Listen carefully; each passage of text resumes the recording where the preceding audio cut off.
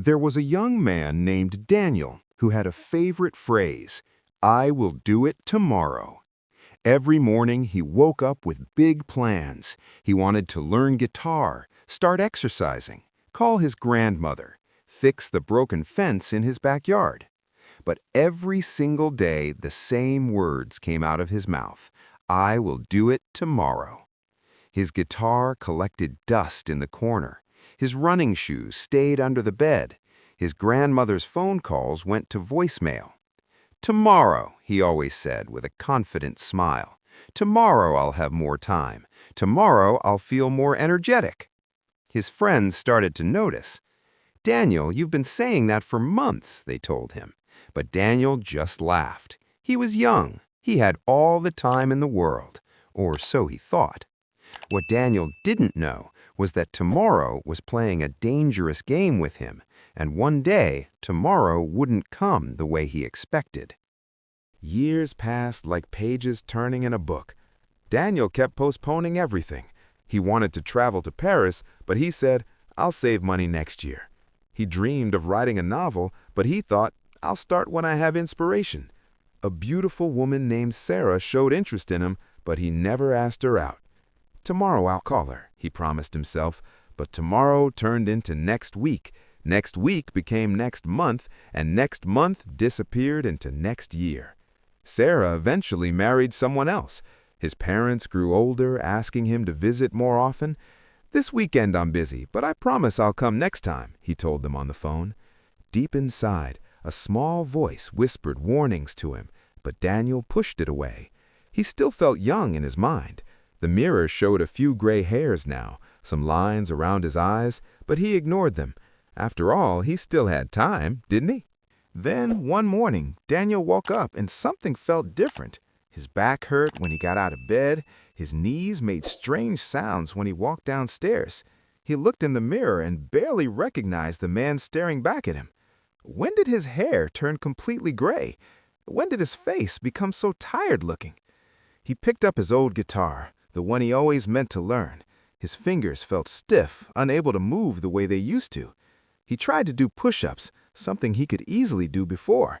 He managed only 3 before his arms gave out.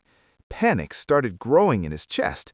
He grabbed his phone to call his grandmother, the one he always postponed visiting. The phone rang and rang. Finally, his mother answered.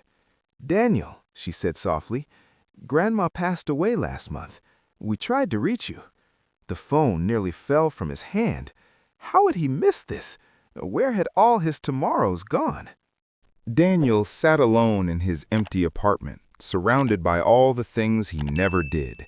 The dusty guitar, the unread books, the blank journal where he never wrote his novel, photos of places he never visited.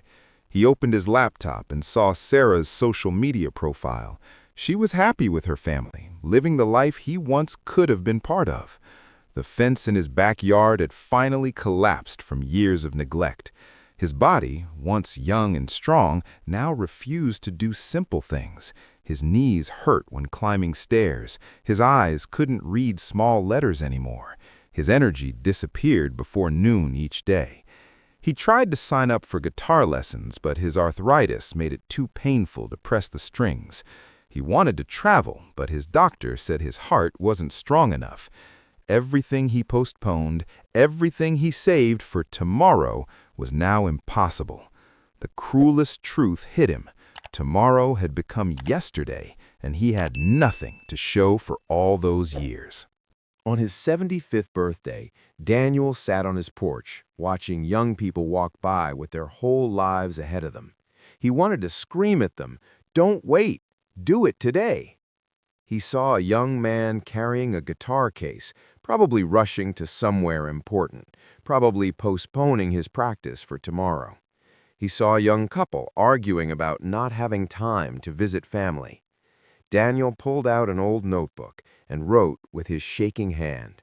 Not the novel he once dreamed of. It was too late for that. Instead, he wrote a letter to his younger self, to anyone who would listen. Tomorrow is the greatest thief of all.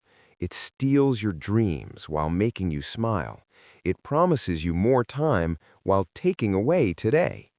I lived my entire life in tomorrow, and now I'm left with nothing but regrets and empty yesterdays. He paused, then added one final line. Don't wait for perfect timing.